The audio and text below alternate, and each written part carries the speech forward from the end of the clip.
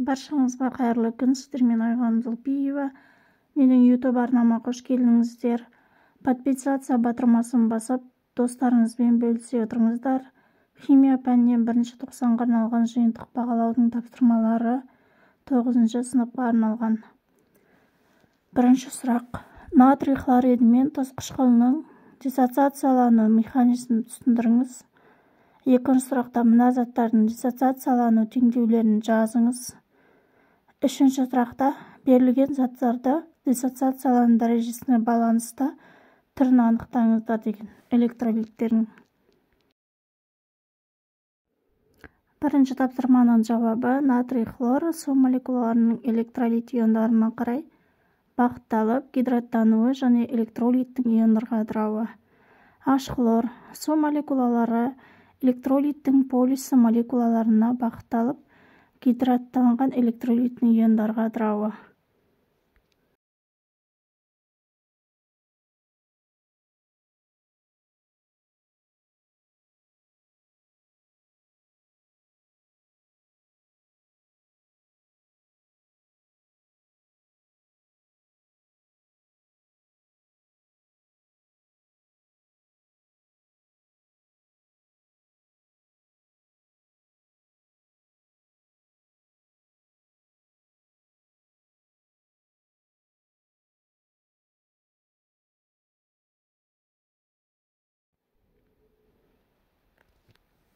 Екінші сұрақ H бром, H плюс, бром минус.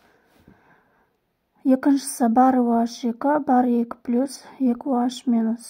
Үшіншісі калий 3 PO4, калий плюс, PO4 3 минус. Натрий H SO4, натрий плюс, сутек плюс, SO4 2 минус. Енді үшінші тапсырмада бізде электролиттерді анықтаңдар деген. Калий хлор күшті, HNO3 күшті. Калий SO4 әлсіз, H2CO3 әлсіз. Енді үшінші тапсырманың басында бізде диссоциациялану дәрежесін есептеңіздер деген. Егер саны 60-ға тең болатын болса, ең алдымен формуланы жазып аламыз. Кіші n-ді үлкен n-ге бөлеміз. 60-ты 150 көбейтілген жалпы 100%-ға 40% есептің жауабы шығатын болады. Төртінші тапсырманың асына келетін болсақ, HCO3 минус H плюс H2 қосылған CO2 көмір қышқыл газы бөлінеді. Басында калий HCO3 қышқылдық тұз деп аталады. Калий плюс күшті негізге жатады, HCO3 әлсіз қышқылға жатады. Лакмус көк түске боялады. Бесінші тапсырмада бізге мынандай иондар берілген, яғни феррум 2 плюс, феррум 3 плюс, мыс 2 плюс. Енді темір 2 плюске жаңағы гидроксидін алатын болсақ 2 OH минус деп жазып аламыз. Феррум OH2 тұнбаға түседі. Жасыл тұнба пайда болады бізде. Феррум 2 плюста. Енді келесі феррум 3 плюс алатын болсақ, феррум 3 плюс, 3 OH минус, феррум OH3 бұл қоңыр тұнба түзілетін болады. Келесі мыс 2 плюс, мыс 2 плюс ион көрсетеді, және 2 OH минус, купрум OH2 тұнбаға түсіп, көк тұнба пайда болады.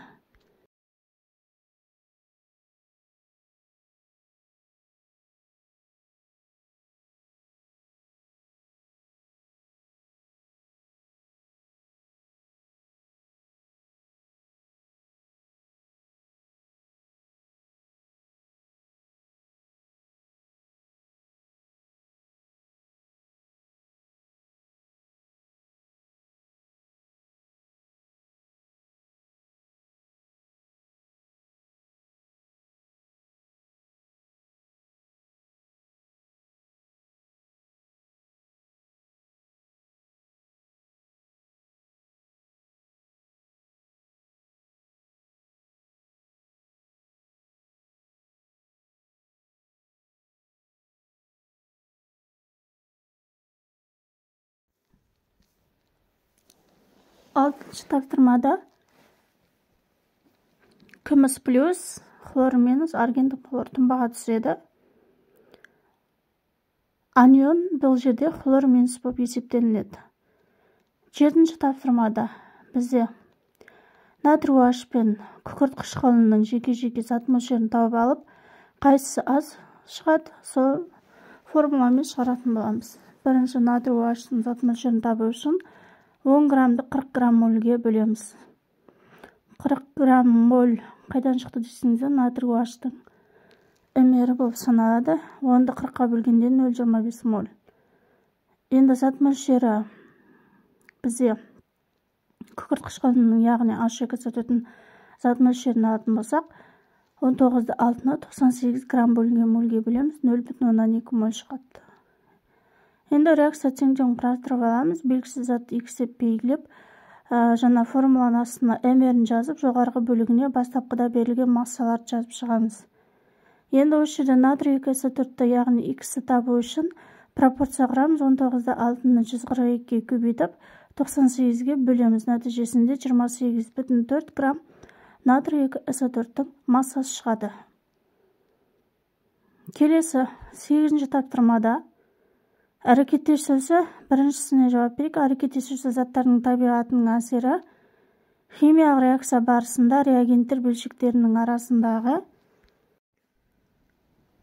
байланыс үзіліп, реакция өнімінің бөлшектері арасында жаңа байланыс түзілетін болады. Екінші, реагенттер концентрацияның әсері. Бөлшек саны көп болған сайын соқтығысу да көп болады, жылдамдық та жоғары болады. Үшінші, температураның әсері.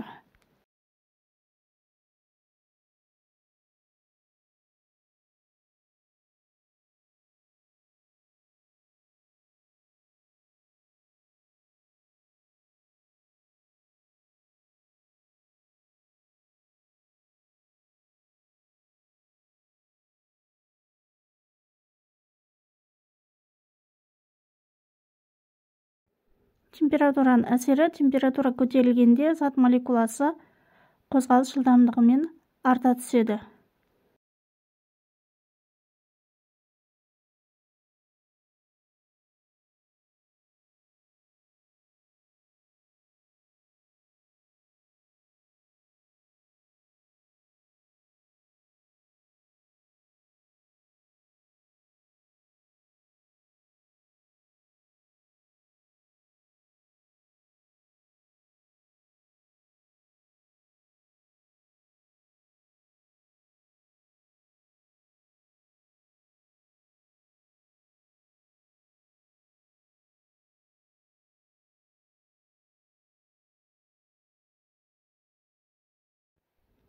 Олардың соқтығысу саны да көбейеді.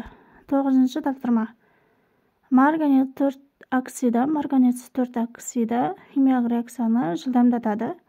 Енді басына келетін болса H2O2 пероксид бізде реагент, ал марганец O2 оксиді катализатор болып саналады. 10-ші тапсырмада химиялық реакция жылдамдығын баяулатады. 11-дегі тапсырманың астында бізде солға қарай ығысады, Б-да оңға, С-да оңға қарай ығысатын болады.